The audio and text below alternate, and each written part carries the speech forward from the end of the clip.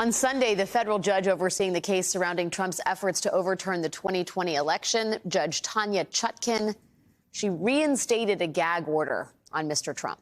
Judge Chutkin first issued a limited gag order exactly 2 weeks ago today on October 16th. But she paused the gag order at the request of Trump's lawyers, who are in the process of appealing it. And then there was a 9-day pause in which the special counsel's team later argued that Trump wasted no time in attacking federal prosecutors and potential key witnesses, including his former chief of staff, Mark Meadows. With yesterday's ruling, the former president is now barred again from making any remarks targeting witnesses, prosecutors, or court staff. To be clear, this gag order is separate and apart from the one imposed in his New York civil fraud case, in which Trump has been fined $15,000 for violating it not once, but twice. Maybe it's a pattern. Because after Judge Chutkin imposed the gag order today, Trump again went on the attack, going after former Attorney General Bill Barr, a potential key witness in this case. He called the judge a, quote, Trump hater, and he threatened President Biden with payback, almost all of which might be a violation of said gag order. With gag orders like this, who needs gag orders? Joining me now is Joyce Vance, former district attorney for the Northern District of Alabama. Joyce, thank you for being here. Please help me understand whether we are barreling towards a stress test of bail conditions. Are judges going to have to take up in earnest the question of whether they need to jail a former president ahead of a trial? So I think as reluctant as the judges will be to do anything that would look like interference in the election, ultimately, Donald Trump seems intent on pushing these buttons. He's had a lot of opportunity to walk it back. Instead, he continues to advance his conduct. For instance, Alex, just leaving up some of these earlier posts, the post about Mark Meadows, which the last time I looked at Truth Social was still up and had not been taken down. That would be a violation of the gag order at this point. So Trump is not going to make life easy for any of the judges here. Today, the DOJ announced that they were indicting an Alabama man for transmitting interstate threats. He had left threatening phone messages for DA Fani Willis. Do you think the DOJ is trying to convey its seriousness in terms of threatening behavior in and around this case? And is that a subtle message to Donald Trump? I don't think that there's anything subtle about it. DOJ has always taken an aggressive stance about protecting witness safety in every case. This is the sort of issue, and I can tell you on the handful of cases that I was involved in where there were threats to witnesses, people in a U.S. attorney's office drop everything. They put their heads together. They figure out how to protect the witness, whether they need to go back into court. These matters are taken very seriously.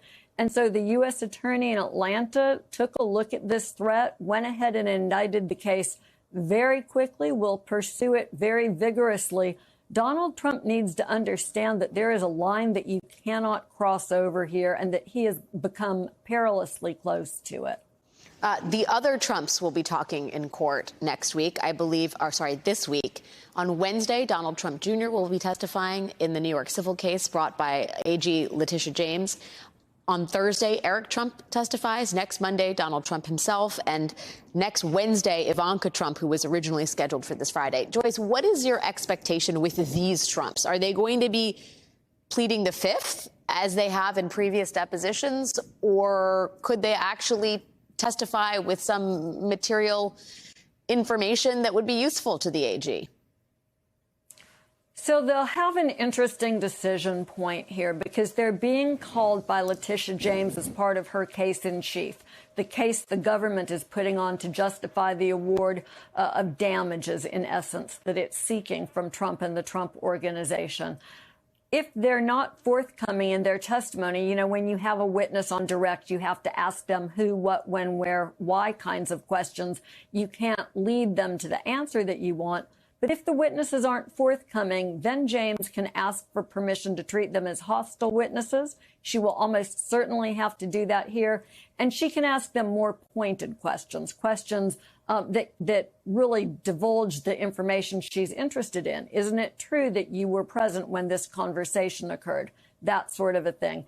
And so very quickly, these witnesses get to the point where they'll have to decide whether they'll be forthcoming and tell the truth, whether they will try to dissemble and plead a failure of memory, or whether they will go ahead and assert the Fifth Amendment, which, of course, is dangerous in a civil case because it means, in this case, Justice Engoron will be able to draw adverse inferences from asserting the Fifth, and it could even become a consideration down the road if any additional action is necessary in the criminal justice system as a result of the civil case. Yeah, and given Judge Engoron's position thus far as vis-a-vis Trump, he is likely to draw adverse inferences from the Trump children should they plead the Fifth. I got to ask you, Joyce, because this case is sort of making its way through the courts. It is the first hearing, today was the first hearing in a lawsuit filed by 6 Colorado voters who, with help from outside groups, including Citizens for Responsibility and Ethics in Washington, are seeking to prevent Trump from getting on the ballot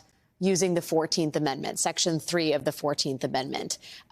Minnesota, I think, is going to be hearing a similar case. We've sort of danced around this topic and touched on it a little bit in previous months, but I wonder what you make of it as a viable lawsuit that could work its way up to potentially the highest court in the land, or not. And it does seem it's headed that way. For one thing, if there are different decisions in Colorado and in Minnesota, you could end up with a split that would make this sort of an attractive issue on appeal.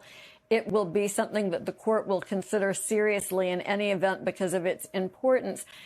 And this is an issue that I think people can be reasonably conflicted about, because the 14th Amendment, Section 3, says what it says. It says that if someone who's taken an oath of loyalty to the United States participates in an insurrection, then they're ineligible to hold future office. Period. End of story. And for the strict constructionists among us, that would typically be conservatives in this country, the language is relatively clear. There are some legal issues about whether or not the president of the United States qualifies. There's some technical legal language about an officer of the United States. But setting that aside, even if there is a good faith belief that this statute applies and should keep Trump off of the ballot, then there are the political consequences of that legal decision, and whether this isn't a decision that's better off left to voters, whether removing Trump without permitting the voters to speak might do more damage than it would do constitutional good. Well, we do know on that note that Donald Trump is already trying to fundraise off of that Colorado case today. Joyce Vance, thank you again for your time, thoughts, and expertise. I appreciate it.